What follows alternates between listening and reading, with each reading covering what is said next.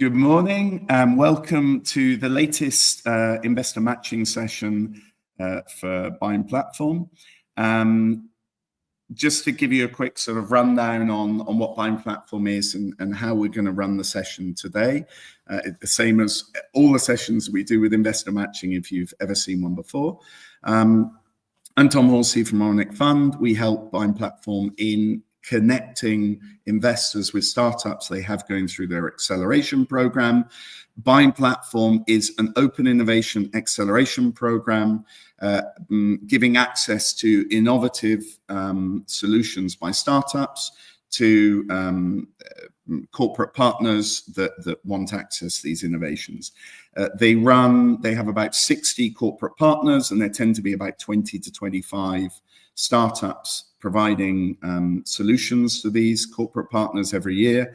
It's very interesting because in addition to obviously helping the startups gain commercial validation or technical validation even of their solutions, it gives access obviously to the corporate partners to innovative solutions that help them solve problems they're having. But at the same time, these are paid pilots, so it gives revenue and it gives a true commercial validation to the startup because it's being paid for. That makes it very interesting, obviously, to investors, because investors to come into startups that are validating their solutions both commercially and technically, they can see that there's this commercial and technical validation, and obviously that's of interest to the startups themselves because then it allows them to scale up those solutions, either with the corporate partner that they've done the pilot with or with other corporate partners and other customers. So without more ado, I will bring on Fernando from Inclimo, who is the invited investor today. Fernando will then talk through very briefly who he is and what Inclimo do as a fund. And then we'll bring on the startups. The startups have 3 minutes for pitching, then there's 6 minutes of Q&A. If you have a question from the audience, do feel free to write it in the chat. We will put it on screen. And if it hasn't already been answered, then we will insist that the startup answer the question on screen. So this is a participative session, and we do very much hope that you take the advantage to do that interaction with ourselves. So Fernando, welcome. Thank you very much for joining us again. Obviously, you enjoyed it last year. So Fernando, the floor's yours. Just if you want to talk us through Inclimo and your own background, then everybody will know you better. Thanks, Tom, and thanks, Bind, and thanks for the opportunity to come here and share our investment thesis and participate in this process. Inclimo Climate Tech is a fund based in Barcelona. It's a first fund created and funded by 3 GPs. Myself, Gerardo Oliver, from founder also from Anti-Ventures, and Alex Pardo, who runs Evolvia, the family office of Soliga Group. Our vintage was on May 2023, and we closed recently with almost 34 million to invest in climate tech startups. We're Article 9 based, so very rigid with the whole reporting process. Tickets from 500K to 1 million, 1.5 million, and seed Series A, as I said, mostly focused on Spanish companies or companies with Spanish accent, I would say, with primary relevant Spanish markets, around 75% of our portfolio, and the rest we're looking at European, more mature climate tech companies. And so far we've done 13 investments, and we're on our second year, so we have 3 more years to go. Very, very motivated to expand our portfolio up to 30 companies, which is the goal of our investment approach. Fantastic. Wonderful. Thank you very much for that. And now we'll bring on the first startup. So Bhishma, welcome. Thank you very much for sharing the screen. You didn't need the 7th repetition. So Bhishma, I'll give you 3 minutes for the pitching. When you see me appear back on screen, it's that your time is up. Okay. Good luck. Okay. Yours. Thank you very much. My name is Hernández. I have the pleasure to present what we call photovoltaic 4.0, that at the end is a patented measurement sensor that sends information, high quality information for diagnosis. It brings the capability to recover up to 15% the energy production and reduce 70% the current maintenance costs. Today, there are some operational bottlenecks. To maintain the different installations has a huge manual procedures and is repetitive once or twice per year. So it's an intensive troubleshooting the different installations. It's even more difficult on smaller because are geographically spread. So the logistics is quite difficult. If you don't maintain the installations, it's impacting directly on return of investments and energy production. So the maintenance should be done.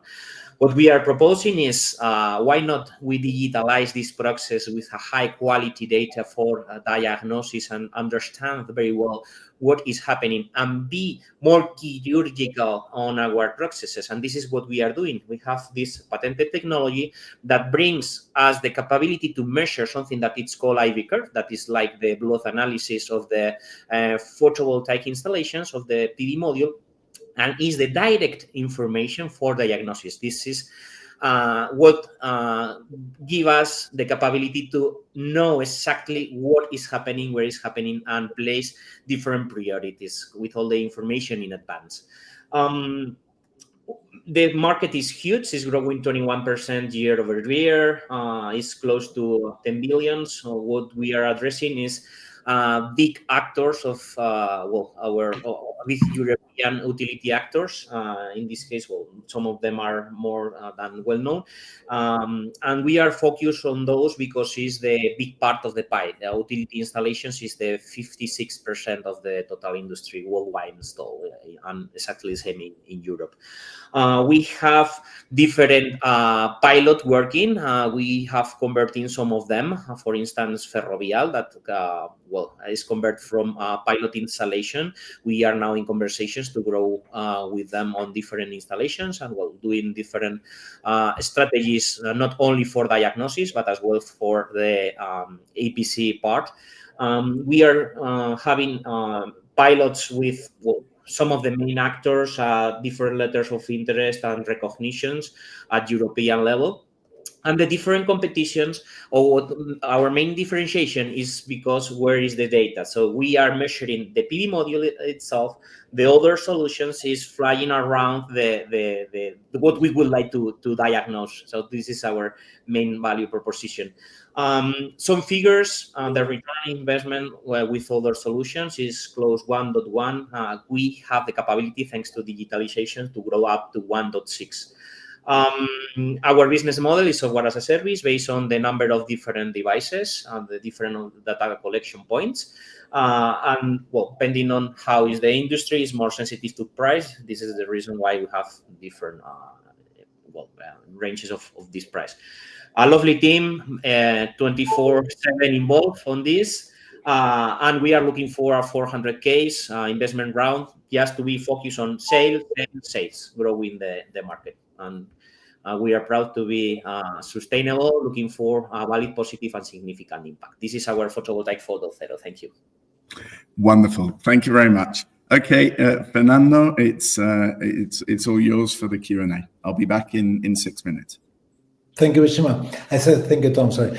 Yeah, Bhishma, very interesting. Congratulations. Was wondering if you could expand a little your revenue structure. I understand it's a SaaS model, but you say you include hardware.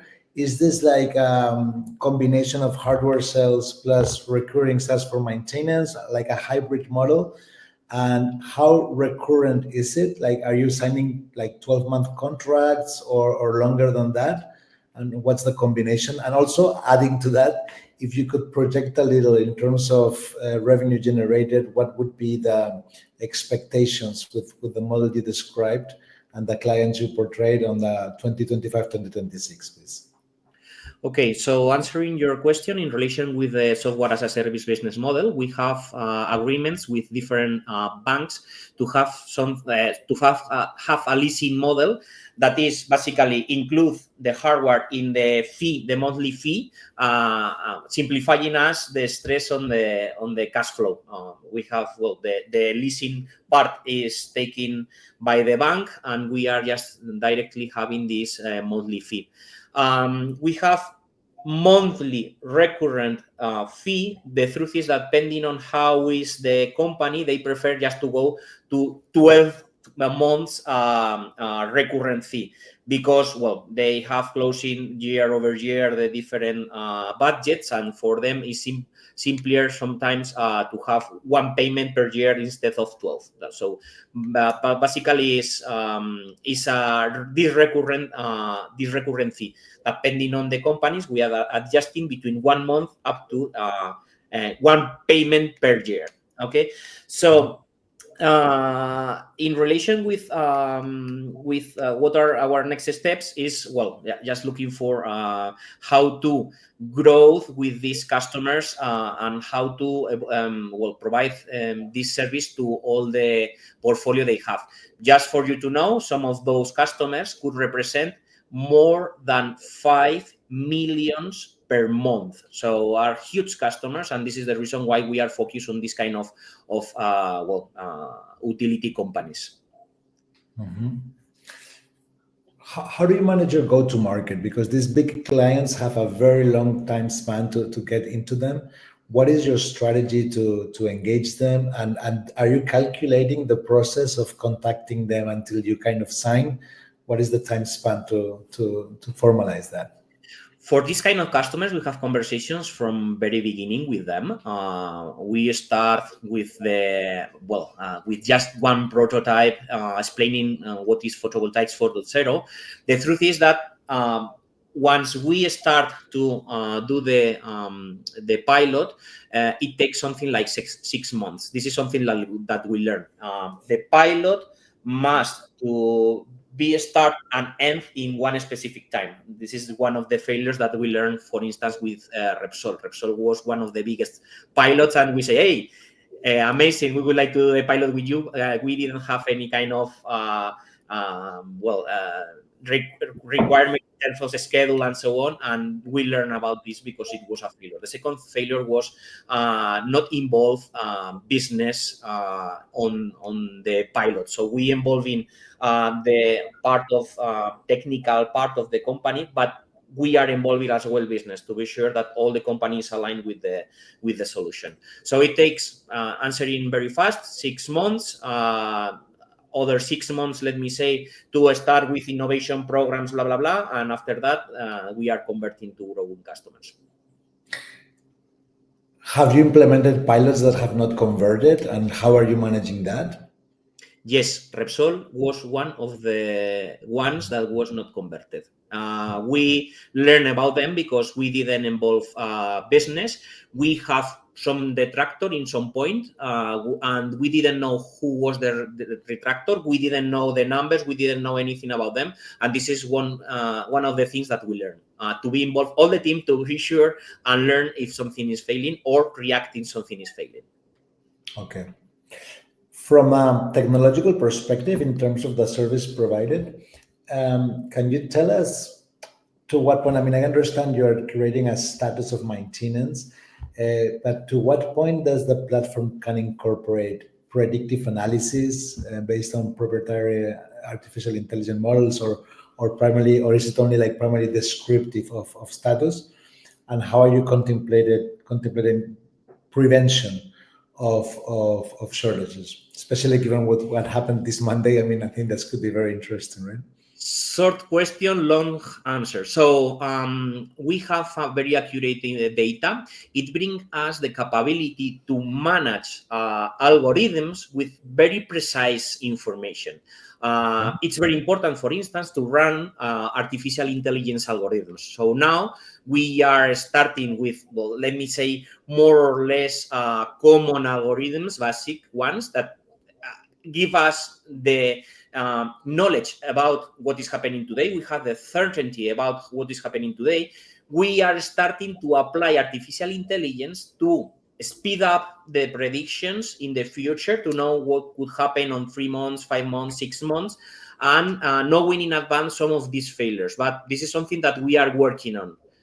Is working in progress. So now it's traditional algorithms working on digital twin that is already implemented and so on. Last question, may I, Tom? Go on, go for it.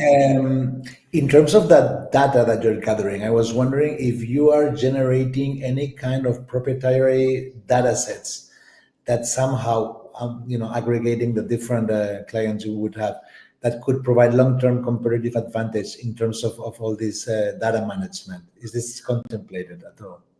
Good question. The answer is yes, but it's not ongoing.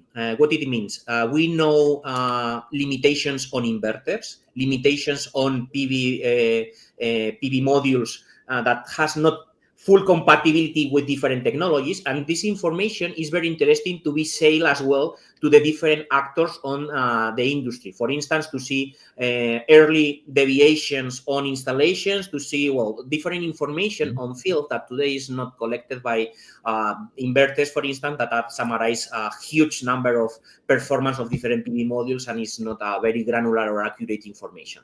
So the answer is yes, not implemented, but yes in the roadmap. Okay. Thank you for your questions. Wonderful. Thank you very much, Bhishma. We'll say goodbye to you, and I'll bring on Rebecca.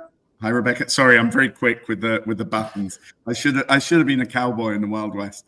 So Rebecca, it's all yours. I'll be back in 3 minutes. When you see me on screen, it's time to finish up if you haven't already. Okay. All right. Good luck. Thank you very much, Tom. Hi, everyone. I'm Rebecca. I'm co-founder at ComexSoft, and we empower retail leaders in the fast-moving consumer goods sector to make smarter, faster, and more strategic decisions using real-time market intelligence. So today, 60% of companies are unable to anticipate strategically. What does that mean? That they miss trends, they react too late, and they lose market share. This is specifically critical in the retail sector, where decisions need to be fast, accurate, and data-driven. And the problem isn't just the lack of data, it's the lack of actionable insight. So this is a huge opportunity. The global market intelligence industry is worth over $30 billion. Fast-moving consumer sectors alone is over 13 billion. And just in Spain, the starting point for us is over 390 million. But we have already crossed the pond to be able to get to more customers. We're targeting mainly supermarkets and food producers, players who need sharper tools to win. So that's why we created ComexSoft.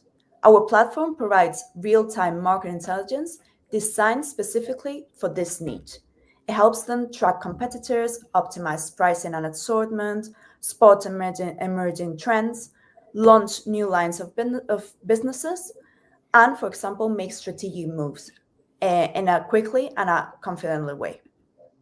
Our tech is 100% proprietary, and we're already patenting this technology. We use API integrations and advanced data scraping, intelligent data tokenizations to process qualitative information, and strategic algorithms. What this allows us is to identify concrete business opportunities. We already have our MVP with active users. But what makes us really different? So we are leaders in the qualitative data in the sector, which is the key right now and continues to grow in importance. And we are not a generic tool. We are specific in the needs of the fast-moving consumer goods sector. And our platform is objective, fast, and strategic. From pricing to commercial and to innovation departments, we give these teams the clarity that they need and they've been missing. Our business model is diversified and scalable. 70% of our income is through our SaaS subscriptions, 20% is through our API integrations, and another 10% for custom reports that does deep dives into products, sectors, or different competitors. And we also have 3 different types of tiers: basic, plugin, and advanced to fit every client's need. So we've already proven that this works. We have launched paid pilots with industry leaders, and this year we have renewed 100% of our current clients. We've moved fast from MVPs to a proof of concepts, and in 2025, we'll focus on growing our customer base, launch new functionalities that we're already working on, and scaling into new markets. This year, we're collaborating with some of the biggest supermarkets in Spain, such as Eroski, and the Basque Country and research centers.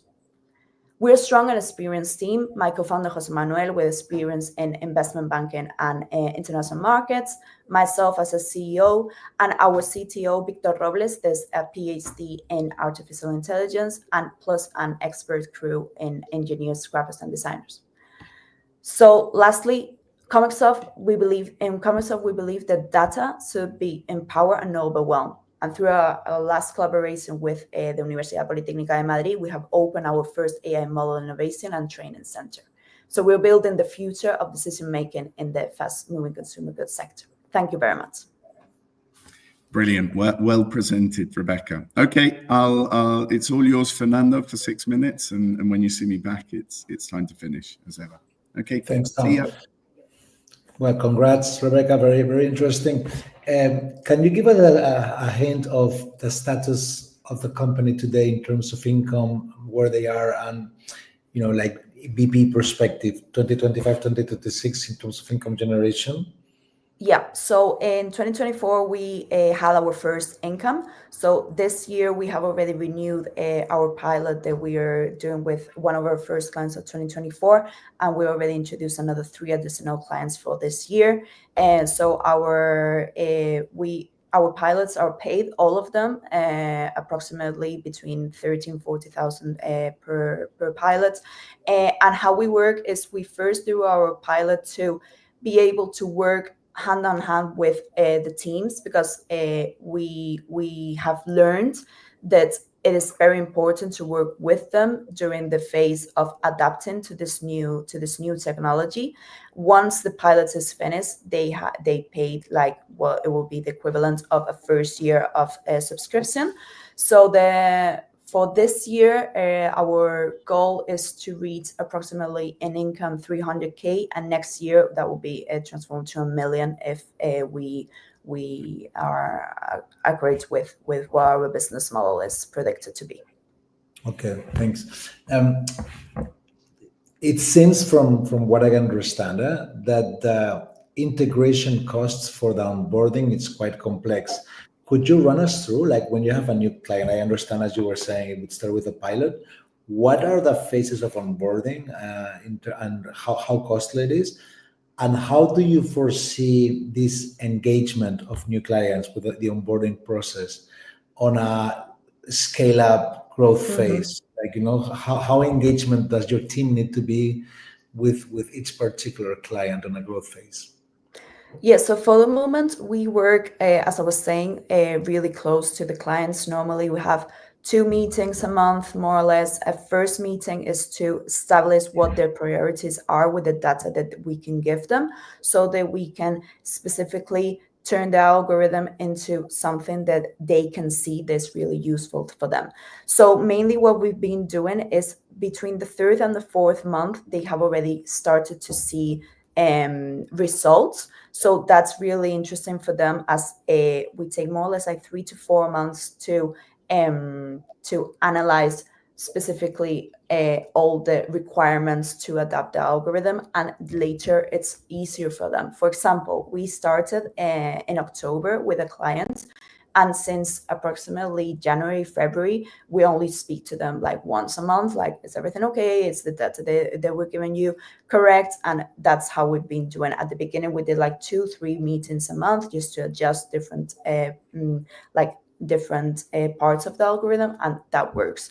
From a perspective of when we grow, how we're going to do this, we already planned in our business model to have a team that's specifically for onboarding clients. So they're going to be 100% on what does this client need?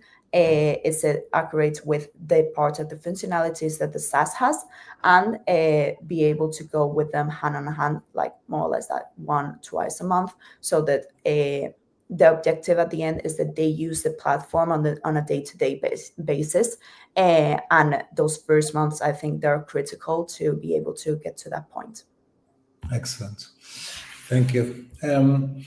From a technological SaaS enabling platform, to what point do you enable also impact metrics? For example, does the SaaS provide energy savings metrics or emission reductions from processes? Could it do that also? For the moment, we've not included any type of energy savings. What we do is we include all nutritional information, like for example, Nutri-Score or any type of nutritional data that the products have. And we're working right now on a functionality that just works on that side. And we're also collaborating with another startup in a European program, in the EIT Food and EIT Food program, that what allows us is to adapt like the products that are like better in a way than others, depending on dietary that you may have. So that what allows our clients is to also adapt their assortment depending on what their objective is with this. But I think in the future, at the end, all this data will be able to show more information, including maybe environmental information. Okay. And from a vertical perspective, you're very focused on retail, supermarkets, food production. Can this be replicable to other verticals? Do you think it's applicable for a more later growth scale to applicate from a technological perspective, or you think it's going to be focused exclusively on the two sectors you mentioned? So for the moment, our algorithm, our model that we use is specifically for food. So this is something that's very characteristic in us, because normally other companies that do like retail in general, they're very good maybe in prices, but we don't only focus on that quantitative data. So we want to distinguish ourselves in specifically the food industry. But in the future, we do consider including other products inside supermarkets, well, such as DIY, like sanitary products, etc. But it is true that we will have to do another algorithm that fully understands this type of products and fully understands what is important in each of these products. Because what we find differentiating is that the things that you see in food products and what you compare that to other supermarkets is not the same as other type of products. But yeah, it will be possible in the future. Okay. Thank you. Wonderful. Thank you very much, Rebecca. Thank you, Fernando. And now I'll bring on Gorka from Lowerton, and we have his screen. So I'll leave you to it, Gorka, and I'll be back in 3 minutes. Okay, thank you, Matt. Hi, Fernando. As you know, the technology is evolving very quickly, and the companies all around the industry, the company, they need to speed the innovation implementation, because that determines the competitiveness and also the competitiveness and the sustainability. Very important, because all the innovation can need to be hand by hand with the sustainability. So that's why the innovation departments, the sustainability departments, the procurement departments, they are looking for new technologies every day, and this is one task that is going to be every day is more and more difficult, because there are more vendors, more technology, and how to understanding which are the needs that the specific needs that are in every company, and how to find the right technology for solve that needs. We established the company in December, and we went to the market less than 5 months ago, and we are very happy because we have right now this amazing paying clients that they are using our technology for being more competitive for working in every day, in daily basis, looking for new technologies. And how we do that? We have created a SaaS that is a 3-layer technology. The first layer is the methodology. We understand the best practices of the largest companies all over Europe. We talked to them, and they told us the best practices with this methodology that is now is a mix of these best practices is the Lowerton methodology. We put a platform behind. That is where they are the business model, all the information, the rack. The rack is the new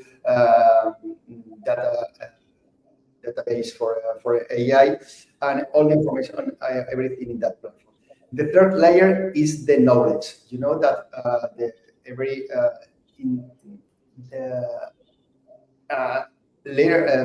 a few years ago, now most of the companies, they have to work with consultancies that they are experts in different fields. Imagine that the companies can sit close to every manager and consultancy very expert in the field that this manager is working. And imagine that he thinks, okay, how can I do this better, faster, cheaper, more sustainable, all the needs that the company have, and talk with this expert that in your case is an AI agent that is specialized in this field. With this, after this the analysis of the business need of the company, that arrive to the innovation department, sustainability department, and another AI agent helps to this department to prioritize which business needs are more present. They need to solve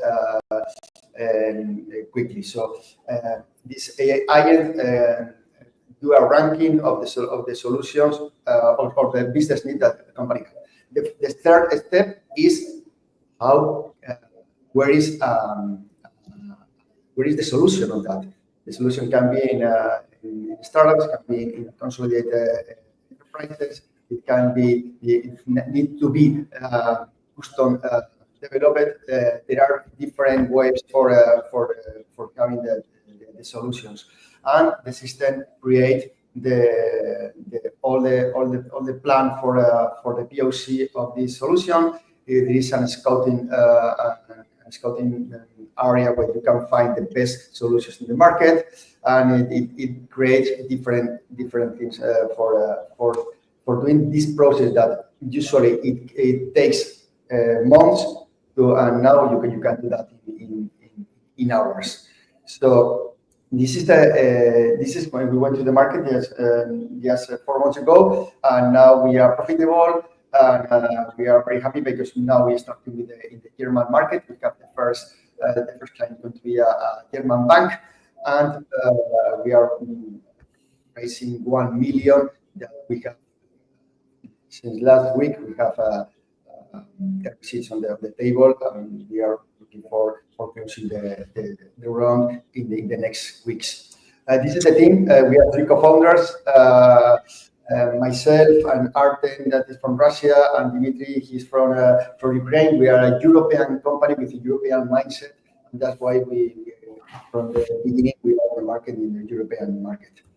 That's it. Thank you very much. Wonderful. Thank you very much, Gorka. Fernando, all yours for the questions. I'll be back in 6 minutes. Excellent. Thanks, Gorka. Impressive progress achieved so far. Could you describe us a little more in depth the type of AI you're using for the analytical models in terms of, is it machine learning, optimization of algorithms, or like edge computing? Like how and what specific types of AI you would use? And also, that data you're collecting, it ends up being proprietary also for you guys? And how are you monetizing that in terms of data gathering for the client you showed? I guess this is a very delicate issue. It's a very important point, because all the companies, they are trying to use AI everywhere. They want to use AI, but AI is they need to work in a private and secure manner. So we create a specific cluster for every company with all the requirements on all the everything that we secure and private for each company. That's first. So this is I think that is the 40% of our success is because we give them AI LLM because we work with all the LLMs.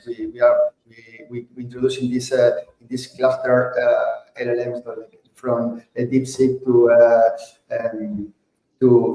OpenAI, all the largest LLMs. And we work with them in different ways, in different parts of the and how does it work? We have clients that they are banks, they are industrial factories, they are different and every company also they work in innovation, in marketing, in procurement, also in HR, in all the departments. So we can't know everything about everything. So we don't try this AI, but we use the information that the large language model they can access to that. So what we put is a methodology of how to reach that information and how to organize that information. Imagine that when you hire a consultant, expert in your field. This consultant, they have methodology how to be a good consultant, and so they have the knowledge of all the in that field that you are working with this consultant. The same is what we do. We use this special methodology of a consultant methodology, and the result is that every manager of the company can talk in professional to professional. Pro expert in that field, and they can find the first step is define the problem. What's the problem, and what are all the requirements that for solving that problem for this company? One company has some requirements maybe in terms of sustainability. Others they have in other. Thank you. Thank you, Gorka. Go ahead, please. No, and talking about the data, the magic of this is that when all these companies they are trying to find solutions, and the system can understand in one industry what solutions are they looking for. So the system is learning and giving in a outbound methodology. Okay, maybe you are looking for, or maybe you need to look for solution in this area. So the system is knowing, is learning from one company to other company, everything in private, but it is learning what's the innovation, what's the next thing in innovation. Okay, I saw that the range of clients you gathered are quite broad, also thematically. Could you explain us how are you targeting your potential clients by sector and why? And what is the traction you have with them in terms of engagement? I saw the MRR you have, but what kind of contracts you're signing, with how much recurrency you can guarantee? Okay, we sell it's a subscription model, and we sell 6 months.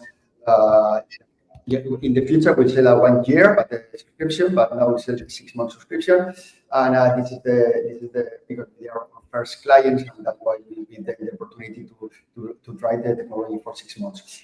And they are using it daily basis because it's not used by the innovation department or the sustainability department. It is used by all the managers all around the companies. So every company just in the process of expanding the platform all around the company. But imagine that one company that have 50,000 employees, they have like 300 managers, so every manager can use the technology daily. So the technology the engagement is very interesting. That the data, the numbers are very good. And how we get these customers?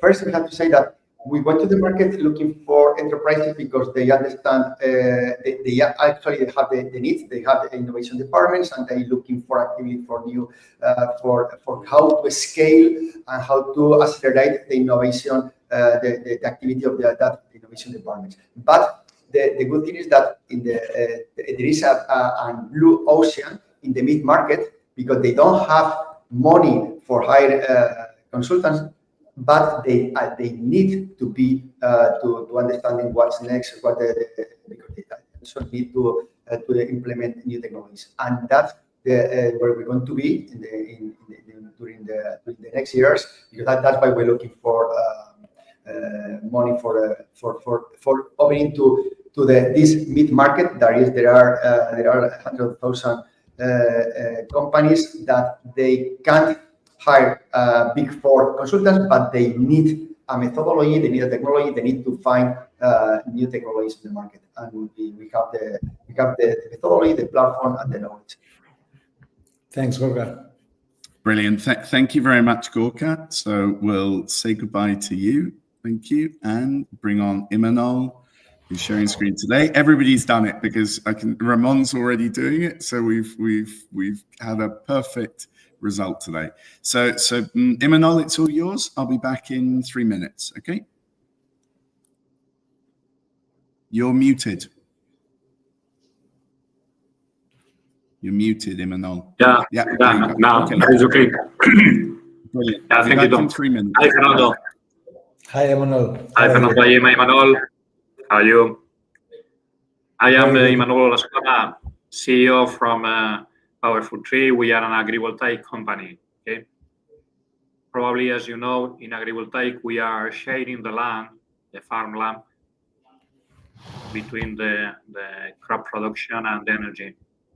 We have an elevated solution that permit the machinery working below. This is our idea.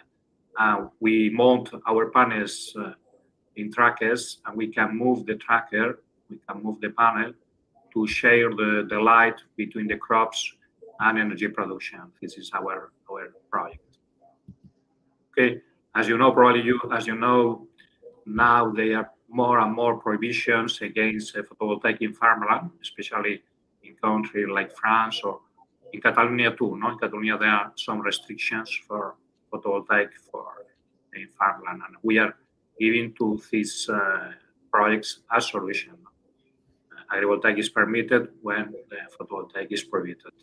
But the big challenge of the agrivoltaic is the price, is the cost. Now we are trying to reduce the cost compared to our competitors.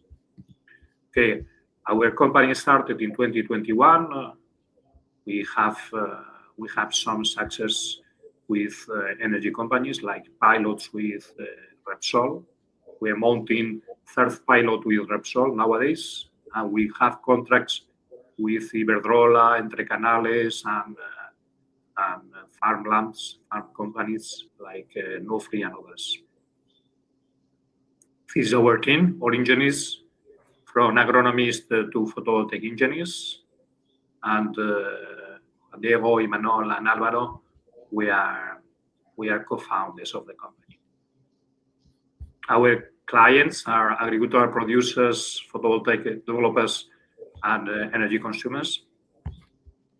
And the market, as we can say, for the evolution in France and Italy is huge. And we are trying to create a new market in Spain, because the rules are not so strict in Spain that in other countries, but they are coming, like in Catalonia nowadays. 13 projects in the portfolio, 1 constructed, 2 in construction, and 10 more till 2026 around Spain. And our business model is revenues in the taking a part of the capex, and after in operation with consultancy for the crops and for energy production. Our challenge is to do a solution profitable without subsidies and able to work with big machinery. our competitors, and now we are asking for a capital increase of 550K. This is our project, Fernando.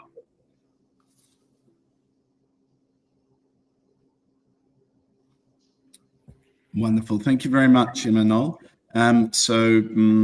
Fernando, you know the score. It's all yours for questions, and I'll be back in 6 minutes. You can, if you stop staring your screen, Imanol, that would be perfect, and then I'll be back in 6 minutes. Thanks, Imanol. Yes, the first question, in terms of business model, I was not clear with your approach, whether you are a tech company for reforestation and monitoring, or a project developer with digital tools incorporated to make project development more efficient. No, like how would you define yourself in this approach?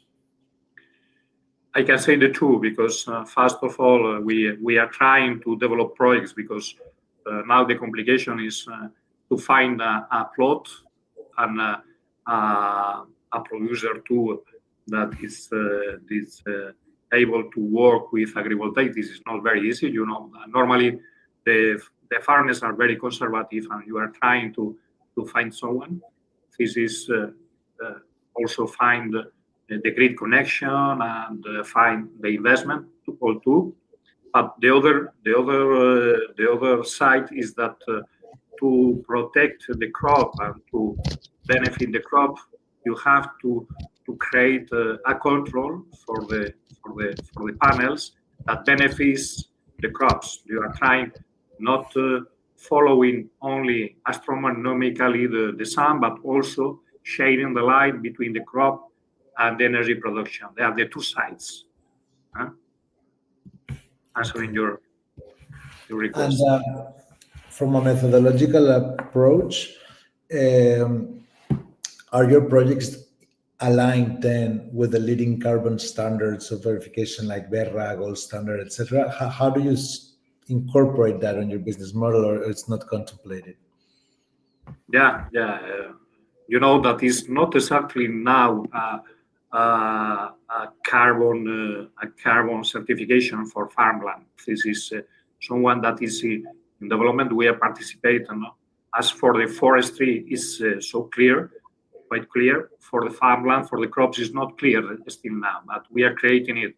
You know, when you are protecting the crop, when you are reducing the water stress, when you are giving some solution and some reduction in the CO use, in the CO print. No, this is someone that we are working, but to tell the truth now is something that is in development. We are working with the Spanish Agricultural and Energy Ministry for it. Okay. Are you also working incorporating the traceability of the carbon capture? Like how would you guarantee that? And I'm sure you're aware of all the lack of credibility some projects have had in terms of ensuring the permanence and verification of capture. Is that an issue for you guys? And is traceability a component you are aiming to improve through guaranteeing the process? For instance, the traceability is only for the information in the crops and the information in the energy production. As I told, the carbon capture is something that is in development, especially in the farm production. It's not something that is developed; it's in development. But our traceability is working in the information that we receive from the crops. We have sensor to detect what is the crop evolution and what is the energy production, and we use a proprietary platform to share with our customers.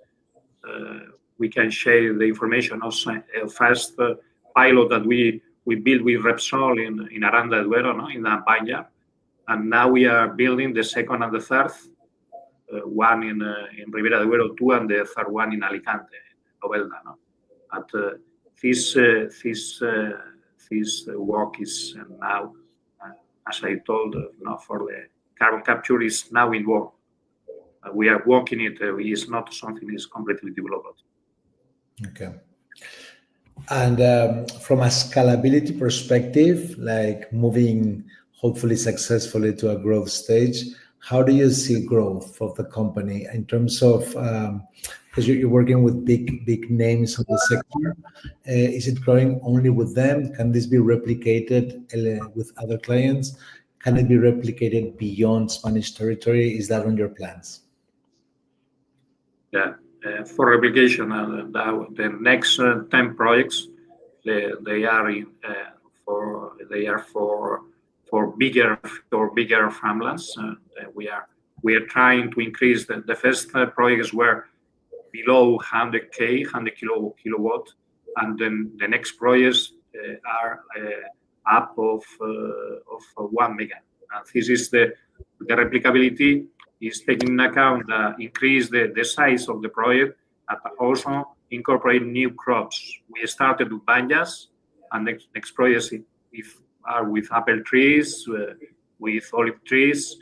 This is the scalability. And speaking for foreign projects, for projects abroad, we started with one of the companies to develop a solution for olive trees in France. A big solution, because French law benefits the agrivoltaic, and we are developing a new project. We are in the first steps of close to 40 megawatts. Okay. Thanks, Imanol. Thank you very much, and congratulations. Thank you very much, Imanol. I'll let you go, and I'll bring on Ramón from Uniscool. Ramón, it's just not you've got the screen, but it's not full screen, the presentation. If you want to, you're muted, sorry.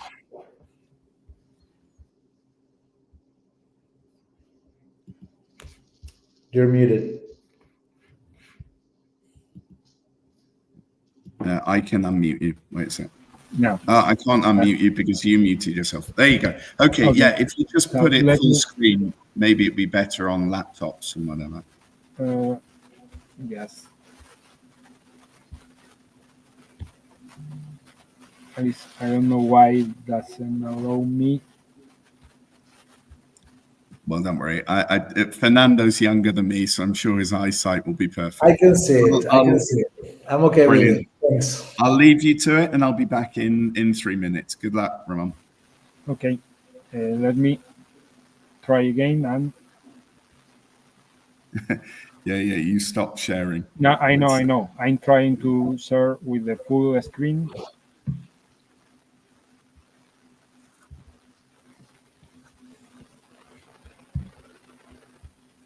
Now, let me. Yeah, I can share, try but you're. to solve. Now, can you see full?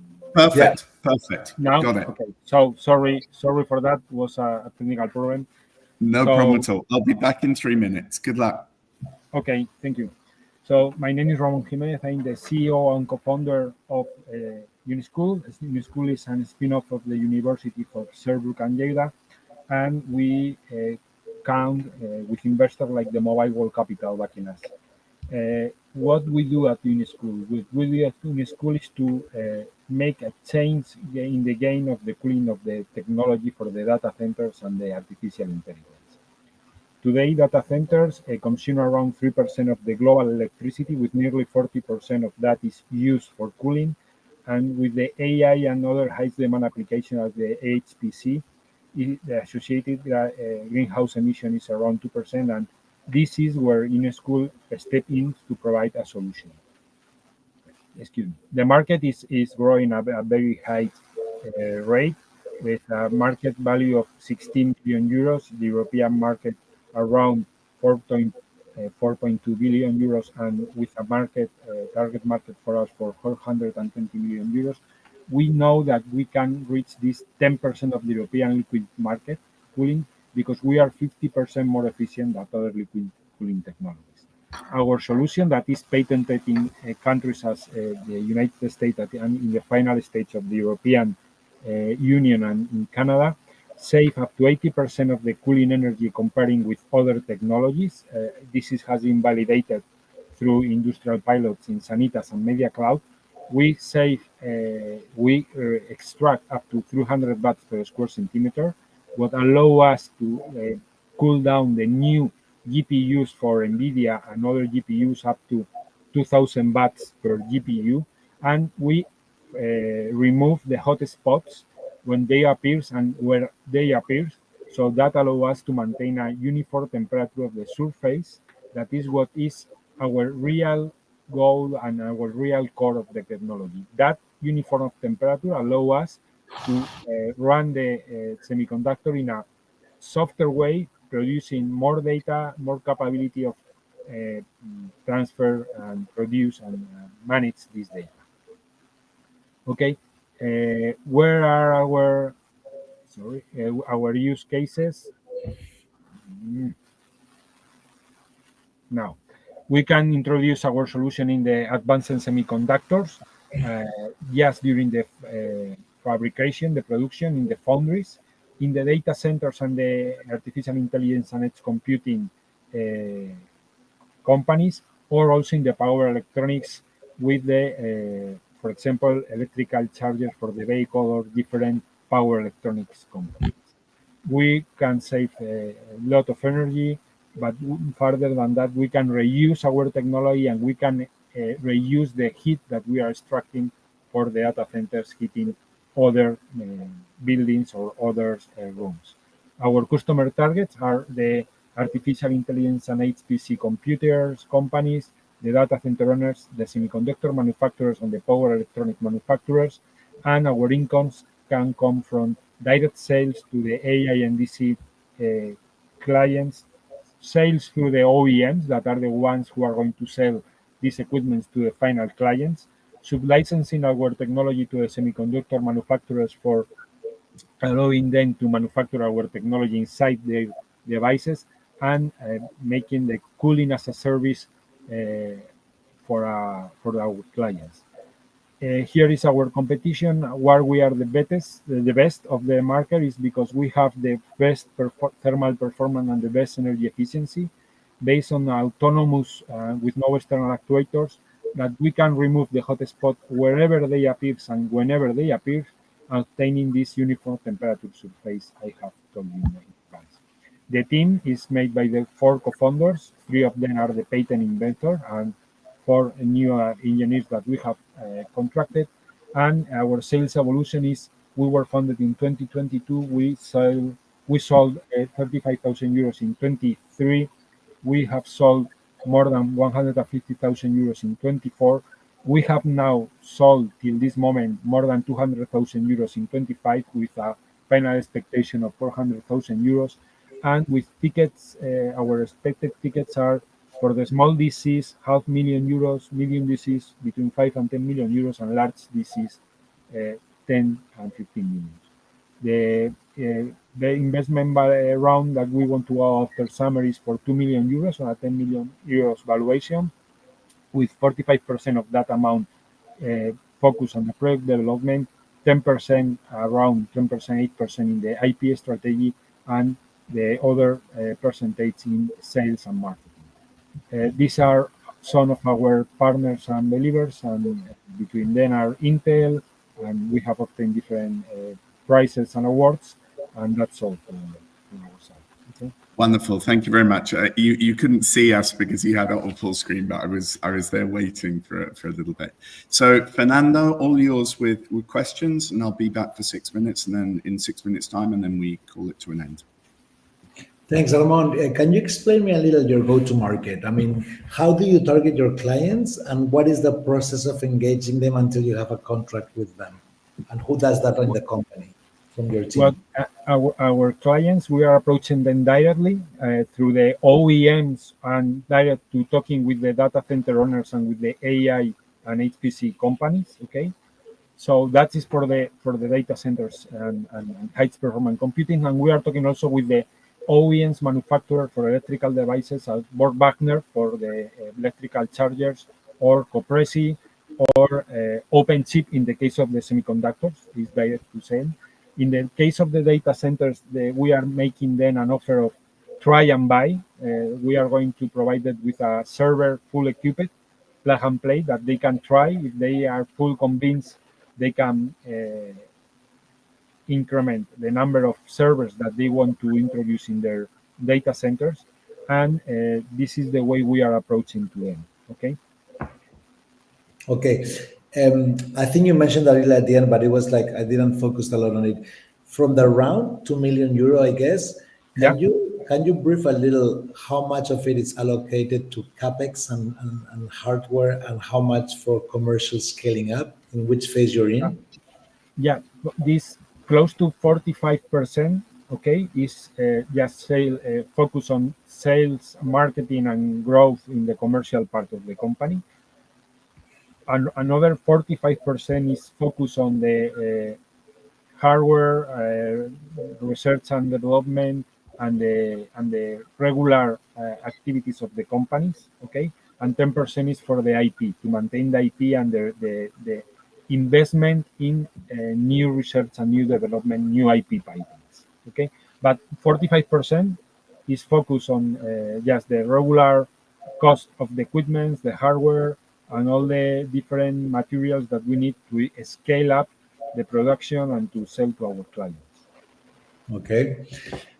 Some of your clients, some of your competitors, which you showcased, we know them quite well. They're pretty big. What is your financial strategy, and how big you need to be able to compete at a larger term with this kind of clients? Because this seems to be a long run process, and it's well, our real competitors are not so big, are very, very small, because are the direct to chip liquid cooling competitors. Submer is not our competitor. He is dead. He is less than 50. We are more than 50% efficient than them. They have a higher capex and opex than us. So for us, they are not competitors. Immersion cooling is not a competitor of our technology. They are less efficient. They cannot cool down the new GPUs or CPUs that are in the market alone. They have to use direct-to-chip cooling technology. So our competitors, as perhaps JetCool, Thutacore, or these guys, the kind of guys, are small yet. But in any case, regarding how we're going to fund, we are going to go for this round of investment. We are also looking for the EIC grant. We are requesting 2.5 million grants and 5 million equity. And we expect that we need around 10 million euros in the next 1 year, 1.5 years, in order to reach a size volume to attend first Europe, later the US, and later go to South America and Southeast Asia in 2028, 2029. And we are working with the SME for the European Union to see how can we protect our design and projects in the Southeast Asia and China. Okay. Okay. Very clear. I think we are past the time though, but very interesting, Ramón. Thank you for sharing, and looking forward to being in contact. Thank you. Wonderful. Thank you very much, Ramón. Thank you very much, Fernando. It was great to have you with us as ever. Look forward to doing it again next year. And thank you to everyone that was connected. I hope you found it interesting. And we'll see you for the next investor matching event. Bye-bye. Thank you, everyone. Thank you.